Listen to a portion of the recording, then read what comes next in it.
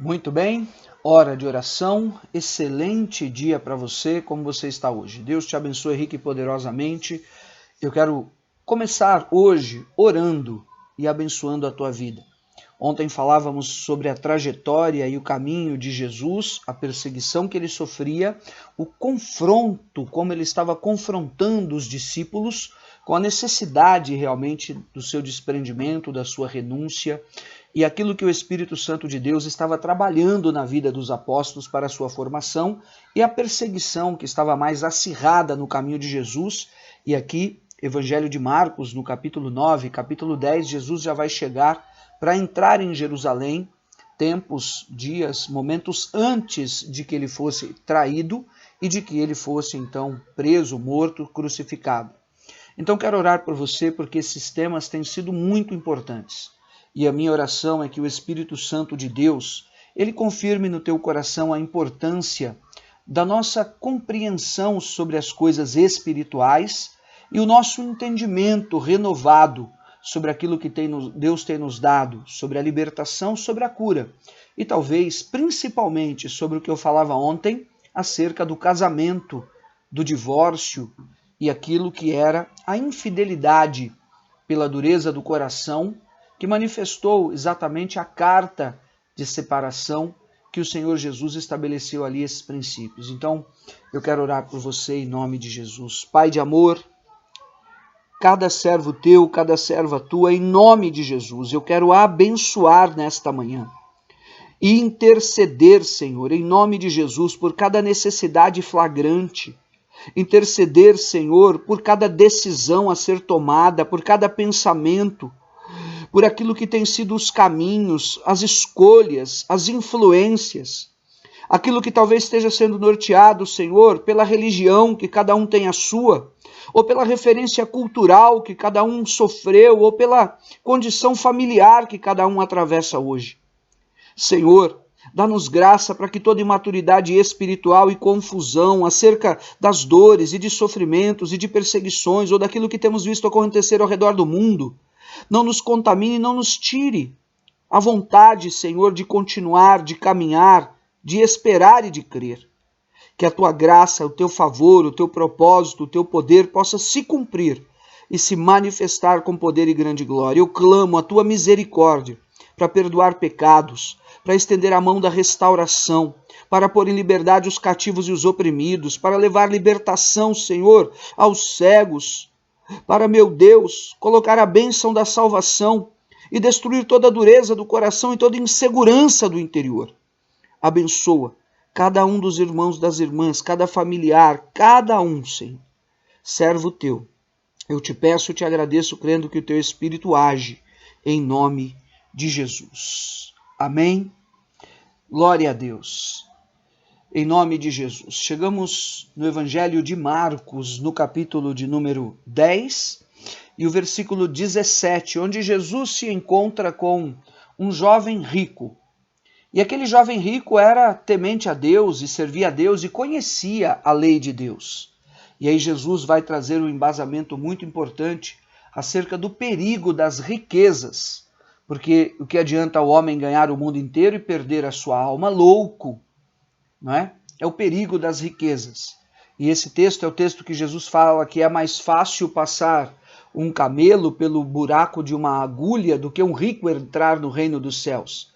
Não que o Senhor tenha alguma coisa contra os ricos, seres humanos a serem alcançados, salvos e libertos, e glória a Deus pela sua proeminência de prosperidade. Mas a agulha, ela era uma porta que havia no muro da cidade, e essa porta, ela era uma porta baixa. Para um homem passar, ele tinha que passar abaixado. Então, isso era feito para que as pessoas que estavam de montaria, cavalo, camelos, não pudessem passar ali. E aquela porta chamava a porta da agulha. Então, por isso ele diz, é mais fácil um camelo passar pelo fundo da agulha, que é uma porta menor, do que um rico entrar do reino dos céus. Porque, queridos, uma das grandes dificuldades espirituais está na renúncia. Eu falei sobre isso outro dia aqui, se não me engano, 2, 3 dias atrás. É exatamente o desprendimento, é o deixar pelo Senhor. E aí estão as nossas resistências todas. Na palavra, No versículo 17 diz assim: pondo-se Jesus a caminho, correu um homem ao seu encontro e, ajoelhando-se, perguntou-lhe: bom mestre, que farei para herdar a vida eterna? Respondeu-lhe Jesus: por que me chamas bom? Ninguém é bom senão um, que é Deus. Sabes os mandamentos? Não matarás, não adulterarás, não furtarás, não darás falso testemunho, não defraudarás ninguém, honra o teu pai e a tua mãe. Então ele respondeu: veja, mestre, tudo isso tenho observado desde a minha juventude. Jesus então, fitando, o amou e disse: só uma coisa te falta, vai, vende tudo o que tens, dá-o aos pobres, e terás um tesouro no céu. Então vem e segue-me.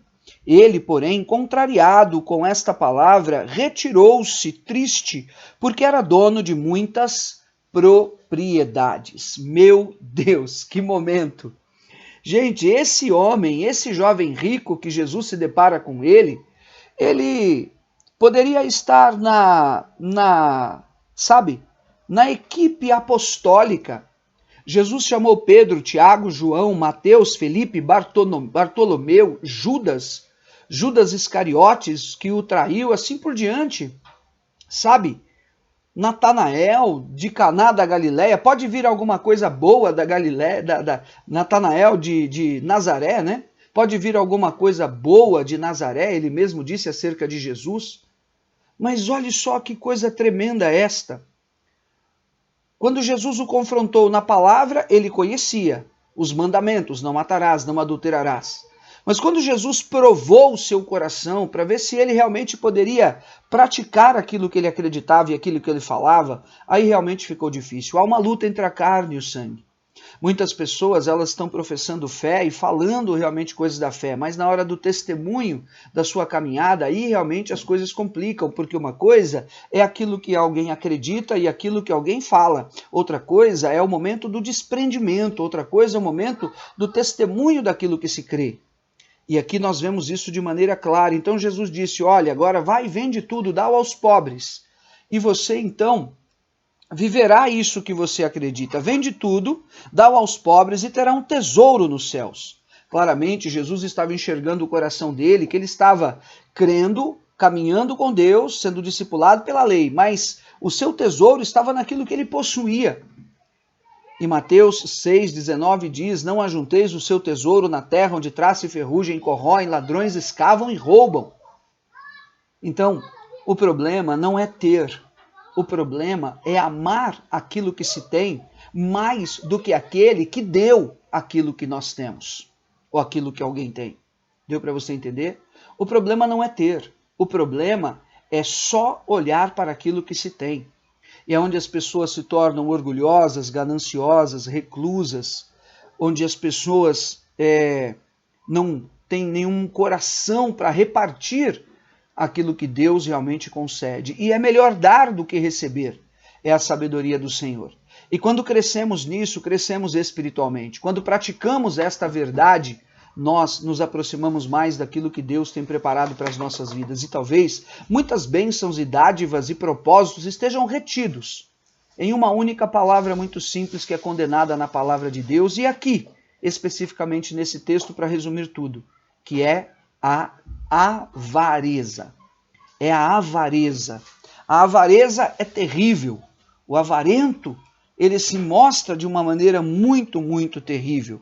E depois, Jesus segue falando sobre o perigo das riquezas. Dificilmente entrarão no reino de Deus os que têm as riquezas. E os discípulos estranharam essa palavra que ele disse. E depois concluiu: filhos, quão difícil é para os que confiam nas riquezas entrar no reino de Deus. É mais fácil passar um camelo pelo fundo de uma agulha do que entrar um rico no reino de Deus. Eles ficaram sobremodo maravilhados, dizendo entre si: então quem tem que ser salvo? Quem pode ser salvo?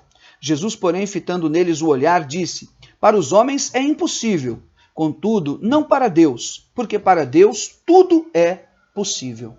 Para Deus tudo é possível.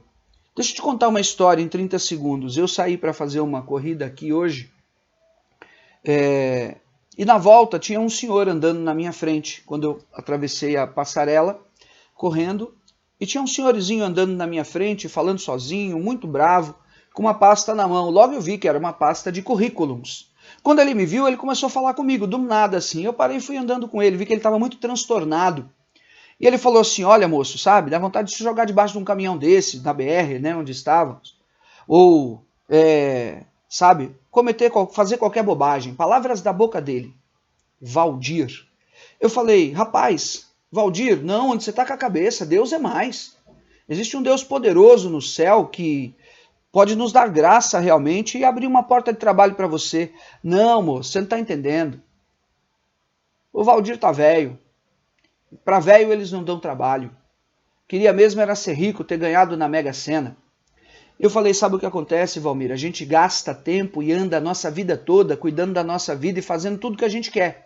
E a gente se esquece de viver algum tipo de preparação. A gente bebe, a gente fuma, a gente se estraga, a gente não guarda, a gente não constrói nada. E daí a gente fica longe de Deus e a gente acha que Deus é responsável e Deus não nos abençoa. Mas eu quero te dizer, Deus tem um propósito na tua vida e Ele é fiel. Então, se apega com Ele, olha para Ele, que Ele tem uma chance e uma oportunidade para te dar. E peguei a pastinha dele, ele ficou olhando assim para mim, logo ele percebeu que eu era de alguma religião, algum crente, ele ficou meio ressabiado. Peguei a pasta dele, pus a mão assim e falei, em nome de Jesus, Senhor, abençoa. Ele falou, eu trabalhei nessa firma, ninguém quer me dar serviço. Por isso que a gente fica com esses pensamentos. Eu falei, então, agora é hora de você acabar com esse pensamento. Porque a riqueza do homem, ela está em valores que, sabe o que acontece? Muitas vezes não são traduzidos, ou que diante de Deus não são traduzidos na cor do ouro e na cor da prata, mas naquilo que nós podemos realmente consagrar as nossas vidas e desejar viver aquilo que Ele tem preparado. Deus não prometeu que nós não teríamos sofrimento, que nós não passaríamos por dificuldades, mas a palavra de Deus sempre promete que Ele vai estar conosco nas horas das dificuldades e que Ele nos ajudará na hora da nossa fraqueza. Que você hoje possa compreender essa palavra. E para concluir, o versículo 28 de Marcos 10, Pedro começou a dizer-lhe, eis que nós tudo deixamos e te seguimos.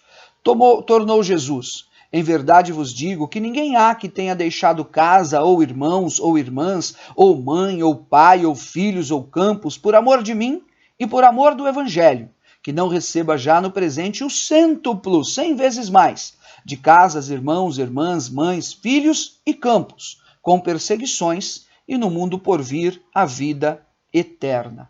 Meu Deus! Os discípulos deixaram tudo, o jovem rico não pôde deixar nada, muito embora fosse conhecedor da lei, não matarás, não adulterarás, tudo. Eu encontrei com aquele rapaz, com aquele senhor, mais velho que eu, né? E ele queria ser rico. Mas muitas vezes a nossa riqueza está na riqueza da glória de Deus que é colocada em um vaso de barro, que é falho, sim, e que tem fraquezas e transtornos, sim, mas que se caminharmos com Deus, Ele vai estar conosco para nos amparar e nos fortalecer na hora destas tais e tais dificuldades. E a palavra de Deus traz uma profecia tremenda quando Pedro perguntou a Jesus, e nós que tudo deixamos? Porque aquele jovem rico era para ser mais um deles, mas ele não teve essa condição do desprendimento e da renúncia no seu coração, porque ele estava apegado, como eu já disse, naquilo que ele possuía e em todos os seus compromissos. E Jesus disse, olha, vocês vão ter muito mais, irmãos, irmãs, casas, campos, tudo, 100 vezes mais, no presente, e ele disse, e no porvir a vida eterna. Porém, muitos primeiros serão últimos, e últimos serão primeiros. Fica com Deus.